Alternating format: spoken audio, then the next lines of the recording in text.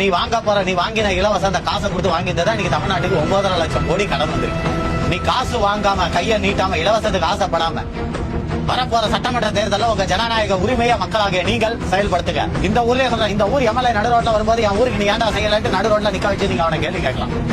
ஏன்னா ஒரு சாதாரண வார்டு கவுன்சிலர்ல இருந்து ஜனாதிபதி வரைக்கும் மக்களோட வேலைக்காரங்க. இதை நான் சொல்லல, இந்திய அரசியல் சட்ட அமைப்பே அதான் சொல்லுது. ஆனா தமிழ்நாட்டை பொறுத்த வரைக்கும் ஓட்டு போடுற வரைக்கும் நீங்க முதலாளி, ஓட்டு போட்டதுக்கு அப்புறம் அவன் முதலாளி ஆயிரம், நீங்க வேலைக்காரன் ஆயிருக்கீங்க. நீங்க ரோட்ல நின்று டாடா காட்டுறீங்க, அவன் கண்டதா கிளாசி கார்ல போயிட்டு இருக்கான். இதான் நடந்து. ரெண்டு விஷயத்த நீங்க சிந்திச்சீங்கனால இந்த அரசியல்வாதிகளை பத்தி நீங்க தெரிஞ்சுக்கலாம். அது எந்த கவர்மெண்டா இருந்தாலும் ஒவ்வொரு தலையும் ஸ்கூல்ல சேர்க்கும் போது இந்த அரசாங்கம் என்ன சொல்லுது, உங்க பிள்ளைகளை கவர்மெண்ட் ஸ்கூலுக்கு கவர்மெண்ட் பள்ளிக்கூடத்துக்கு சேருங்கள் அப்படிங்கிறான். ஆனா ஒரு சாதாரண வார்டு கவுன்சிலர் கூட, அந்த கட்சியில இருக்கிற வார்டு கவுன்சிலர் கூட அவங்க பிள்ளைய கொண்டு போய் வேலை மாலையும் வித்யா விகாஸ்லயும் சேர்க்கிறான். என்ன காரணம் இது வரைக்கும் அவனுங்களை கேளுங்க, சொல்றானுங்களா பார்ப்போம். கவர்மெண்ட் ஆஸ்பத்திரிக்கு போங்கன்றார். இப்ப கூட சமீபத்தில் கிண்டியில அப்பா பேர் ஒரு ஆஸ்பத்திரி கட்டினாரு. நம்ம திராவிட மாடலா ஆட்சி நடத்துற தலைவர். உயர்தர உலக தரம் வாய்ந்த சிறப்பு மருத்துவமனைனாரு. ஆனா 4 நாள்ல அவர் உடம்பு சரியில்லாம போச்சு. அவர் போய் எங்க படுத்துக்கிட்டாரு தெரியுமா? அப்போலோ ஆஸ்பத்திரி. ஏன்?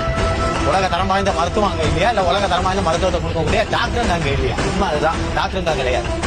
ட்ரைனிங் டாக்டர்ஸை வச்சு நீங்க பல ஆஸ்பத்திரியை நடத்திட்டு இருக்காங்க. இதையெல்லாம் மக்களாக நீங்க புரிஞ்சுக்கணும். நீங்க அந்த 2000 ரூபாய் ஓட்டுக்கு வாங்குறது தான் உங்களுக்கு தெரியும். ஆனா அதுக்கு பின்னாடி இவங்க எவ்வளவு கொள்ளையடிக்கிறாங்கன்றது உங்களுக்கு தெரியாது.